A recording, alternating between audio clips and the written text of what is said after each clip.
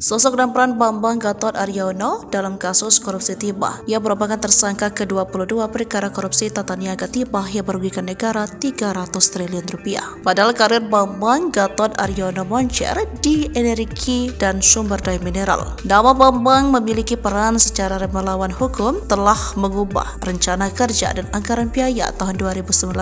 Hal itu diungkapkan oleh Direktur Penyidikan Jampitsus Kejagung Kuntadi dalam jumpa pers pada Rabu 29 Mei. Bambang disinyalir mengabaikan prosedur untuk mengubah RKAB menjadi 68.000 metrik ton atau 100% lebih dari semula. Sebelumnya Kejagung sudah menetapkan 21 orang tersangka. Bambang merupakan pria kelahiran Blora, Jawa Tengah pada 9 April 1960. Saat ini ia menjabat Direktur Jenderal Mineral dan Batubara Kementerian ESDM. Sebelum menempati jabatan Direktur Jenderal Mineral dan Batubara Kementerian Energi dan Sumber Daya Mineral, ia diketahui pernah menempati sejumlah posisi strategis di Kementerian ESDM. Tercatat ia pernah menempati jabatan Kasubdit Pengembangan Layanan Bisnis pada 2001 hingga 2006. Kemudian ia dipercaya menjadi Kasubdit Pengembangan Investasi, Kerjasama Mineral dan Panas Bumi pada tahun 2006 hingga 2008. Selanjutnya ia menjabat sebagai Kepala Bisnis Mineral dan Batubara Kementerian ESDM pada tahun 2008 hingga 2013. Posisinya kian moncer, ia dipercaya menjadi staf ahli Kementerian ESDM bidang ekonomi dan keuangan pada tahun 2014 hingga 2015. Selanjutnya ia menjabat menjadi Direktur Jenderal Mineral dan Batubara Kementerian ESDM sejak 6 Mei 2015 hingga purna tugas 1 Mei 2020. Ia merupakan lulusan Fakultas Teknik Geologi Universitas Pembangunan Nasional Veteran Yogyakarta pada tahun 1987. Kemudian ia melanjutkan pendidikannya pada program Magister Manajemen dari IPWI Jakarta pada tahun 1997 dan berhasil meraih gelar doktor dari École Nationale Mines de Paris pada tahun 2002. Harta kekayaan Bambang Gatot Aryono mencapai 21,2